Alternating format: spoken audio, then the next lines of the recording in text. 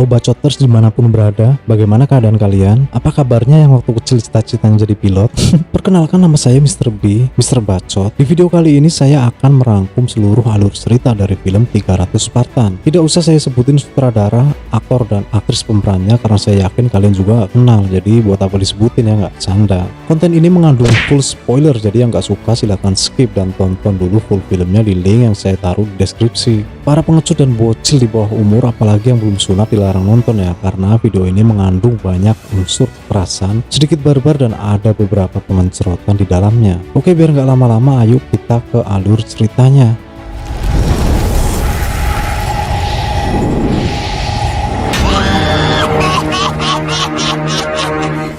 300 Spartan dimulai dengan memperlihatkan seorang bayi dan menjelaskan bagaimana anak laki-laki Spartan tumbuh menjadi pria Spartan sejati. Ketika seorang bayi lahir, layaknya semua orang Sparta, dia diperiksa dan diamati dengan seksama oleh seorang inspektur bayi Spartan di atas tebing, di mana di bawahnya terdapat banyak tengkorak dan tulang bayi. Jika ada tanda-tanda kelemahan, lemah, cacat, sakit, mencret, korengan, apalagi nggak punya titik, maka bayi itu akan dibunuh dan dibuang. Sejak pertama bisa berdiri, ia dibaptis dalam api tempur dan dilatih untuk menjadi seorang petarung Spartan sejati. Dididik untuk pantang menyerah, tak kenal takut, dan diajarkan bahwa mati dalam perang demi pengabdiannya pada Sparta adalah kemenangan terbaik yang bisa dicapai dalam hidup.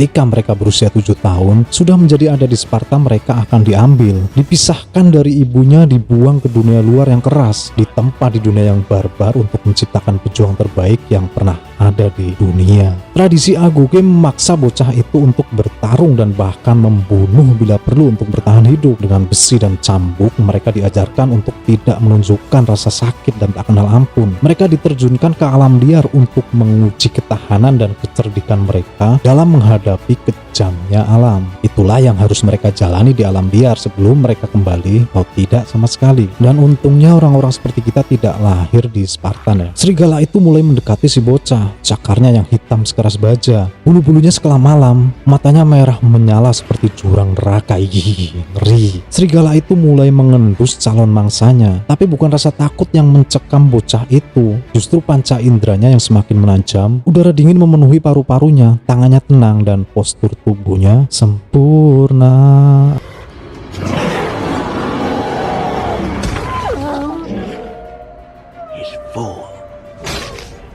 Bocah yang diserahkan pada maut itu kembali ke tanah airnya Sparta yang suci sebagai raja. Kisah ini diceritakan oleh salah seorang tentara Sparta yang ikut serta dalam pertempuran Raja Leonidas bersama 300 pasukan terbaik melawan pasukan Persia kepada para prajurit Sparta, di mana saat itu Persia adalah superpower penguasa separuh dunia. Sparta hidup dengan damai sampai suatu ketika beberapa orang utusan Persia yang terlihat garang, sangar, sombong, dan jelek mit-amit jabang bayi datang ke Sparta menemui Raja Leonidas, membawa mahkota dan tengkorak kepala para raja yang telah ditaklukkan dan kepalanya dipenggal oleh Xerxes yang agung bersama pasukannya.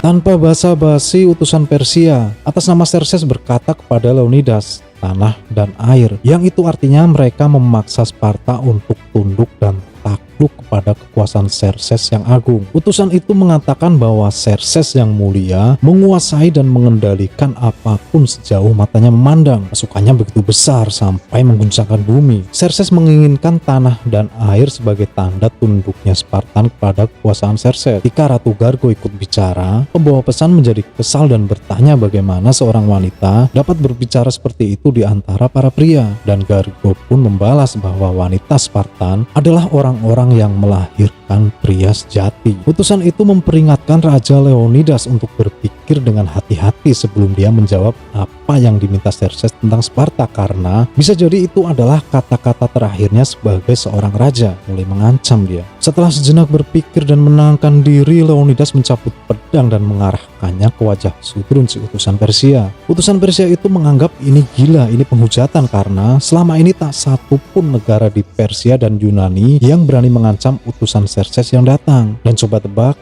apa jawaban Leonidas yang sampai bertahun-tahun setelahnya, setelah menonton film ini maksudnya, masih terngiang-ngiang di telinga saya.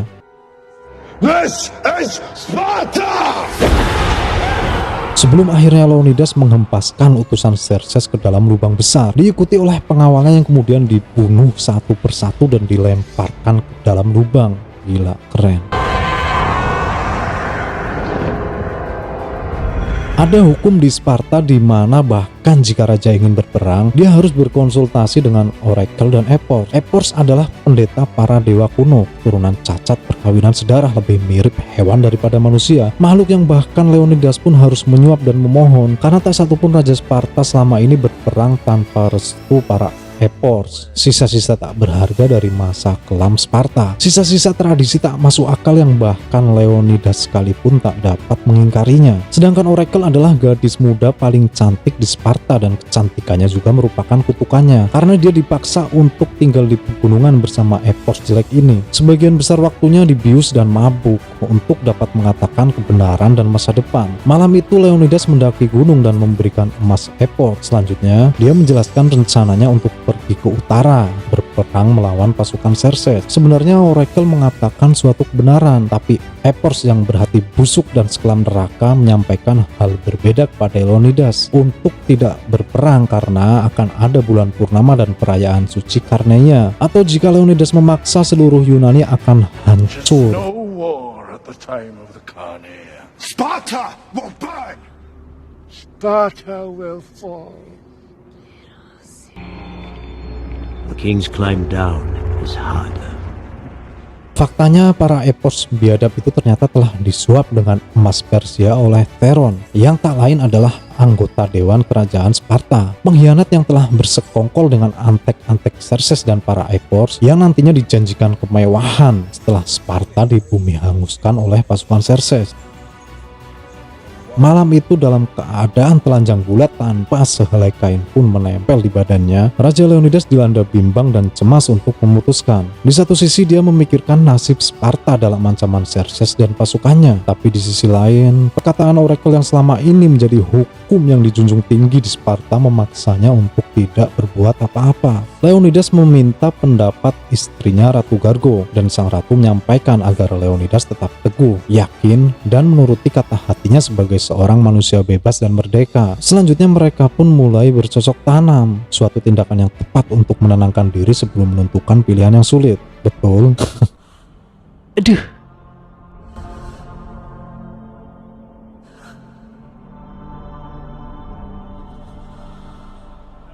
Keesokan harinya Leonidas mulai mengumpulkan 300 orang laki-laki. Dia memperhatikan di antara 300 pasukan ada seorang laki-laki anak dari kapten yang bernama Astinos, yang menurut Leonidas masih terlalu muda bahkan untuk merasakan kehangatan wanita. Leonidas berpendapat bahwa dia belum siap dan belum layak untuk berperang. Tapi kapten bersikeras sampai Leonidas akhirnya mengizinkannya ikut. Dan anak itu pun terlihat bangga di antara 300 prajurit yang gagah perkasa, luar biasa, mantap jiwa, mempesona. We are with you, sire! For Sparta! For freedom! Saat itu Theron dan beberapa petinggi kerajaan datang dan memperingatkan Leonidas untuk tidak berperang karena Oracle melarangnya, dan itu adalah hukum yang selama ini dijunjung tinggi dan tidak dapat diingkari di Sparta, karena sepanjang sejarah Sparta tidak pernah berperang tanpa izin Oracle. Tapi Leonidas mengatakan bahwa ia tidak akan berperang. Dia hanya akan berjalan-jalan dan 300 orang itu adalah pengawal pribadinya. Theron dengan sinis bertanya kemana raja akan berjalan, dan raja menjawab, ke utara, ke gerbang panas atau gerbang neraka. Sekedar bocoran, Persia datang dari laut. Di pinggir pantai terdapat bukaan sempit. Sisi-sisinya dikelilingi bebatuan besar. Tidak ada cara lain bagi musuh untuk melewatinya kecuali melalui celah yang sempit. Dan disitulah nantinya raja dan 300 Spartan pasukannya akan berada. Sebelum mereka berangkat, ratu memberikan kalungnya pada Leonidas dan berkata untuk kembali dengan perisainya atau berada di atasnya.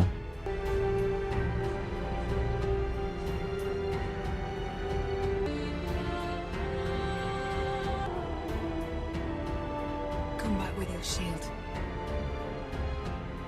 Demi tanah air, demi keluarga, demi kebebasan, demi orang-orang yang disayangi, Leonidas dan 300 pasukannya pun berangkat untuk berperang. Saat mereka mulai berjalan, terlihat ada seorang cacat yang mengenakan pakaian prajurit Sparta mengawasi dan mengikuti mereka. Di perjalanan, Leonidas dan 300 pasukannya bertemu dengan kelompok Arkadians. Davos, pemimpin Arkadians, mengatakan mereka mendengar bahwa Sparta akan berperang melawan Xerxes dan mereka di sini untuk bergabung. Tapi dia terkejut melihat hanya sedikit orang yang dibawa raja bersamanya, dan Davos melihat itu bukanlah pasukan inti dari Sparta. Di sini Anda bisa melihat betapa arogan dan sombongnya para Spartan. Leonidas mulai bertanya kepada salah satu tentara dari Arkadian apa profesi mereka.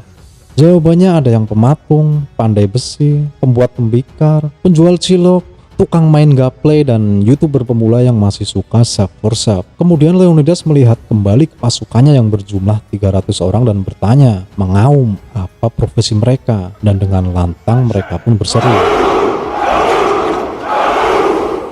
Raja pun berkata kepada Daxos bahwa dia memiliki lebih banyak petarung daripada orang-orang yang dibawanya. Karena simpatik, kelompok Arkadian pun akhirnya bergabung dan ikut bersama Leonidas. Sepanjang jalan mereka melihat desa-desa telah dihancurkan dan penduduk dibantai tak tersisa oleh Xerxes dan pasukannya. Tiba-tiba dari tengah-tengah puing-puing mereka dikejutkan dengan munculnya seorang anak kecil yang masih selamat. Anak itu bercerita telah melihat makhluk buas dari kegelapan dengan cakar dan taringnya yang telah mengoyak dan menghancurkan semuanya. Sebelum akhirnya anak itu mati di pangkuan Raja Leonidas. Ghosts, known from the ancient times. They are the hunters.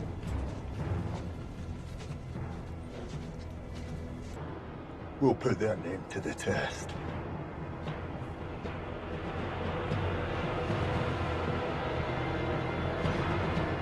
Sementara itu di kerajaan, ratu meminta seorang anggota dewan untuk mengumpulkan para petinggi kerajaan dan mengatur pertemuan supaya kerajaan mengirim pasukan Sparta untuk membantu Leonidas dan 300 orangnya melawan Persia, karena ratu beranggapan mereka tidak akan bisa bertahan lama mengingat pasukan Xerxes yang begitu besar dan barbar.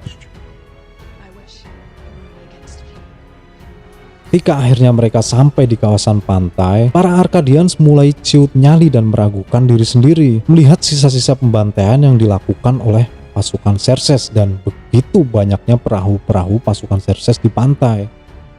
Malam itu para dewa mengirimkan bencana badai di lautan yang menghancurkan dan memporak-porandakan beberapa perahu-perahu pasukan Persia. Orang-orang Arkadian pun senang melihat ini, tapi pagi harinya mereka terkejut karena melihat ternyata lautan masih dipenuhi oleh perahu-perahu dari pasukan Xerxes. Tidak seperti kelompok Arkadians, para pria Spartan justru senang karena mereka berharap untuk akhirnya bertemu dengan lawan mereka. Seseorang yang bisa memberi mereka alasan untuk memiliki kematian yang indah. Mereka ingin mati untuk tujuan yang baik, untuk negara mereka, untuk orang-orang yang mereka sayangi. Keren. Saat mereka sedang membangun tembok batu, beberapa orang utusan Xerxes datang dan menuntut sekali lagi agar Sparta tunduk dan berlutut atau mereka akan dihancurkan. Utusan itu mengolok-olok dinding batu yang sedang dibangun Spartan sebelum dia melihat bahwa di antara batu-batu itu ada mayat beberapa anggota tentara pengintai Persia. Kemudian tanpa gentar salah satu Spartan menebas lengan pembawa pesan dan memerintahkannya untuk memberitahu Xerxes bahwa Spartan bukanlah budaknya, melainkan manusia bebas dan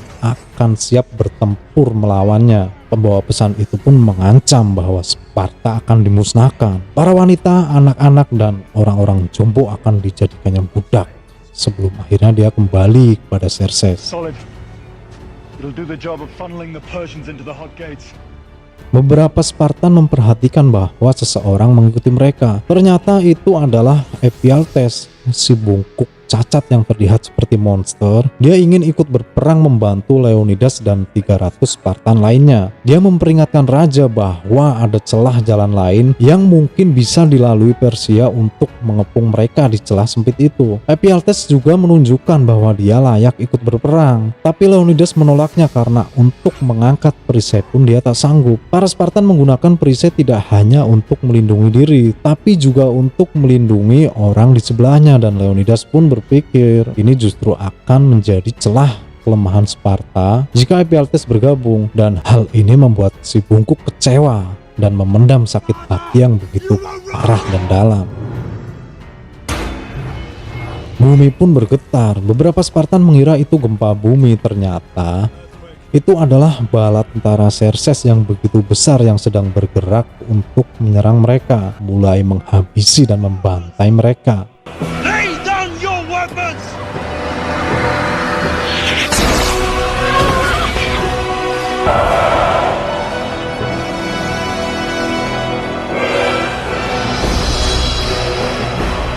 Hold!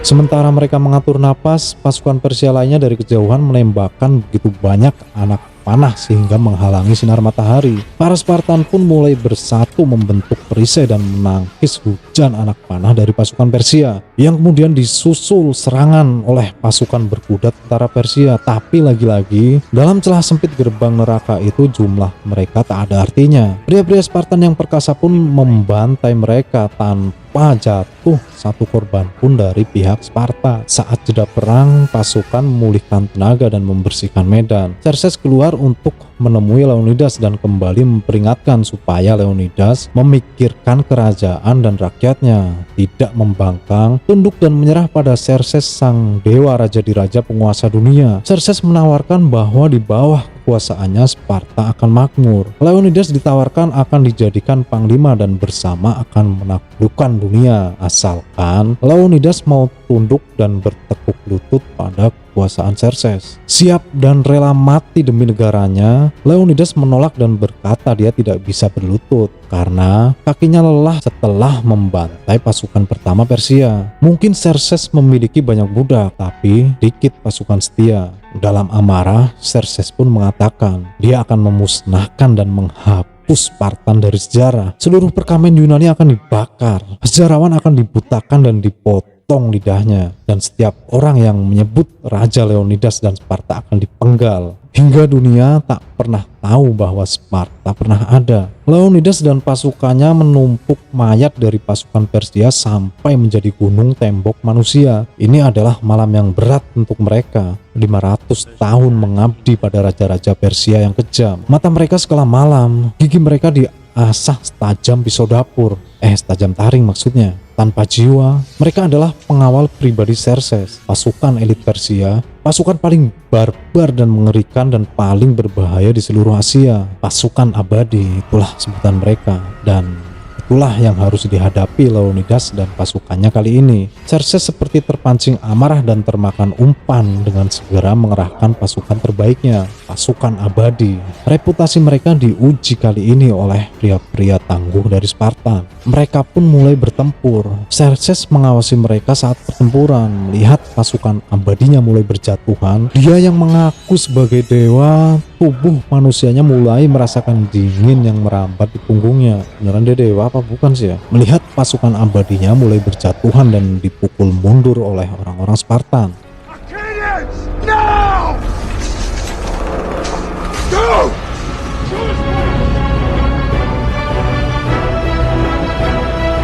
human chill crawl up his spine. Malam itu petarung-petarung Spartan terlihat begitu bersemangat merayakan kemenangan dari serangan bertubi-tubi yang dikirim Xerxes. Bahkan sang raja pun seperti berharap lebih dari sekedar kemenangan. Sebuah harapan yang gila karena melihat begitu banyaknya pasukan Xerxes.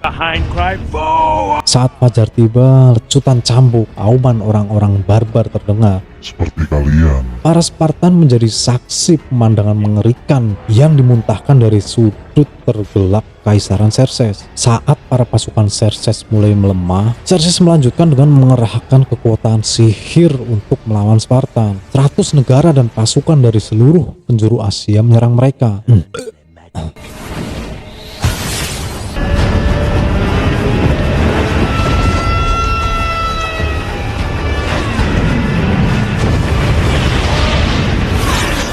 Tergiring ke celah sempit gerbang neraka, kekuatan dan jumlah mereka pun seperti tak ada artinya. Dari sini kita bisa belajar satu hal, bahwa kita tidak boleh meremehkan celah sempit. Karena jangankan rumah tangga ya, negara pun bisa runtuh karenanya. Serangan bertubi-tubi sudah dikirim oleh Xerxes untuk menghancurkan Spartan, tapi mereka hanya berakhir menjadi puing. Jenderal-jenderal perang pun dipenggal oleh Xerxes karena dianggap tak becus melawan Spartan. Xerxes kembali menyerang Spartan dengan mengirim monster-monster dari seluruh penjuru dunia, tapi lagi-lagi para Spartan berhasil membantai dan menghabisi mereka. Di tengah pertempuran, tiba-tiba muncul orang berkuda dari belakang dan langsung memenggal kepala Toing, anak sang kapten. Kematian anaknya membuat kapten Spartan ini sangat terpukul dan histeris. Melihat anaknya tak berkepala membuatnya membabi buta, menggila, lepas kendali dan melanggar perintah. Sampai perlu 3 orang untuk menariknya kembali ke dalam pasukan. Scene beralih ke kerajaan Spartan. Malam itu, Theron menghampiri sang ratu yang terlihat sedang cemas memikirkan nasib suaminya dan rakyatnya. Sang ratu terlihat tak senang melihat kedatangan Theron karena dia sudah mencium bau pengkhianatan dan kelicikan Theron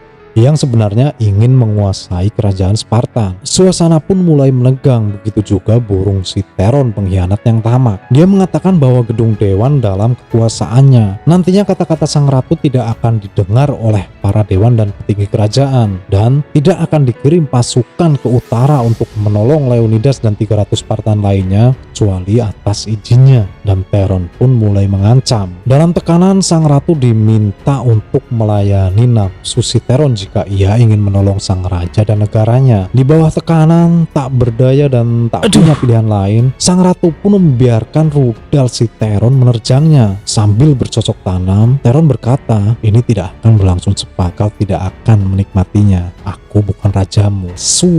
Kenapa saya jadi emosi ya? Sementara itu di tenda pasukan Persia, Xerxes terlihat sedang menghasut dan membujuk Ephialtes. Masih ingat kan sama dia? Dengan segala kenikmatan, wanita, mewahan dunia, dengan kemurahan hati Xerxes, dia akan memberikan semua kebahagiaan dan kesenangan tak berakhir yang selama ini diinginkan Ephialtes, termasuk keinginannya untuk memakai pakaian perang dan ikut bertarung sebagai prajurit. Tak kuasa menahan godaan, terutama godaan pengencerotan yang selama ini hanya bisa dia lakukan dengan tangannya sendiri dan pakai sabun ya kadang-kadang. Ephialtes pun tunduk pada Xerxes sebagai dewa dan rajanya, dan dia pun menunjukkan jalan rahasia yang bisa ditempuh untuk mengepung Leonidas dan pasukannya. Malam itu, Daxos, pemimpin kelompok Arkadian yang ditugaskan berjaga di jalan rahasia, datang tergesa-gesa dan mengatakan bahwa ini sudah berakhir dan mereka akan binasa. Tidak ada pilihan lain kecuali mundur atau menyerah, karena si cacat Ephialtes telah membocorkan jalan rahasia kepada Xerxes. Begitu dia berkata kepada Raja Leonidas. Tapi Raja Leonidas bersikeras. Pasukan Sparta pantang mundur dan tak kenal menyerah. Leonidas pun menyuruh Daxos untuk pergi jika memang dia ingin pergi dan ciut nyali, dan dia pun menyuruh Daxos untuk menceritakan kisah pertempuran mereka ke semua orang untuk direnungkan, termasuk untuk diri Daxos sendiri.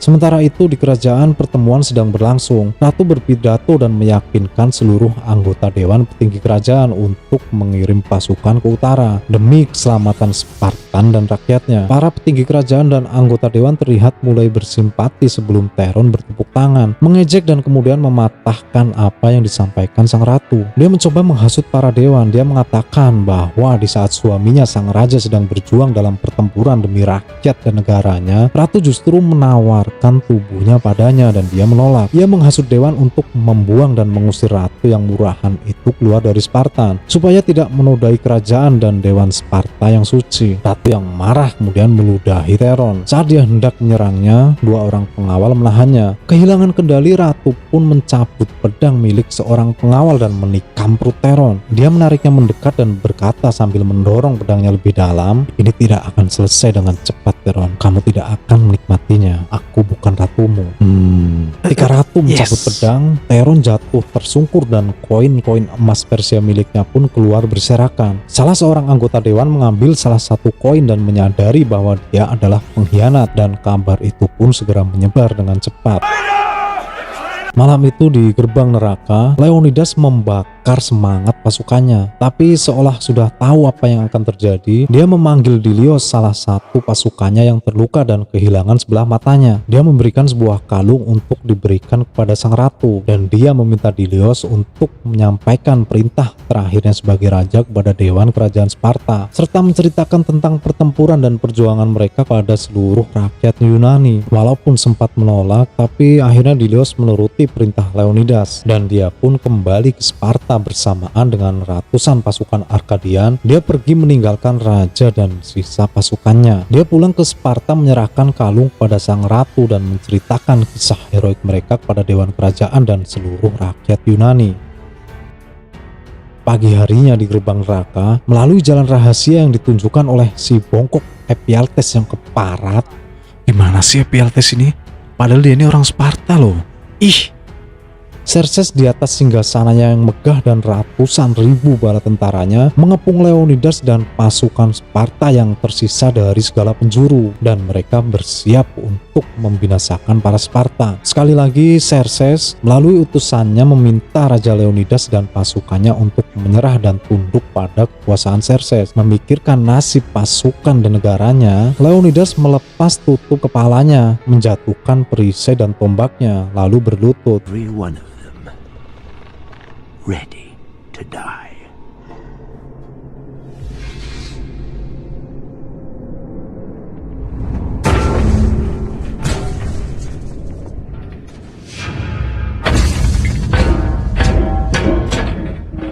May you live forever.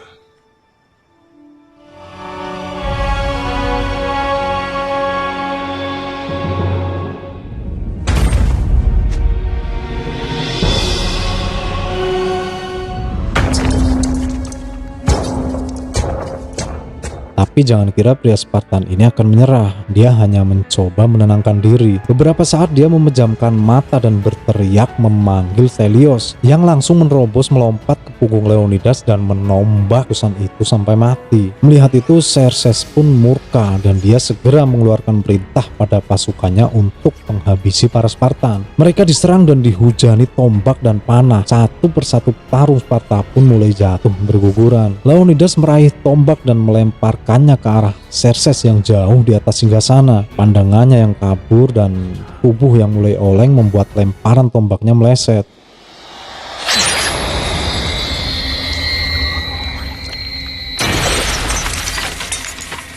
Ya, walaupun itu berhasil melukai Xerxes dan membuatnya berdarah. Satu persatu pasukan Sparta pun terbunuh hingga tinggal Raja Leonidas yang berdiri. Dan kemudian pasukan Xerxes melepaskan triliunan anak panah yang menghujani mereka dan memastikan mereka semua mati.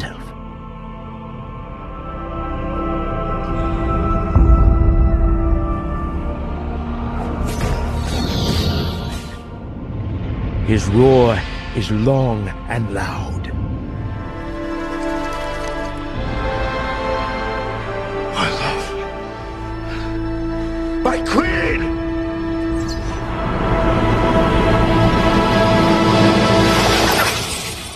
Satu tahun kemudian, Dilios terlihat sedang membakar semangat para pasukan, bukan dengan 300 Spartan, Tapi kali ini dia bersama puluhan ribu prajurit Spartan yang siap berperang untuk menghancurkan Xerxes dan bala tentaranya. Dan selesai.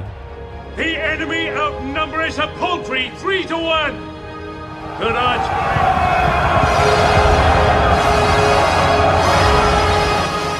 Akhir kata terima kasih buat kalian yang sudah nonton.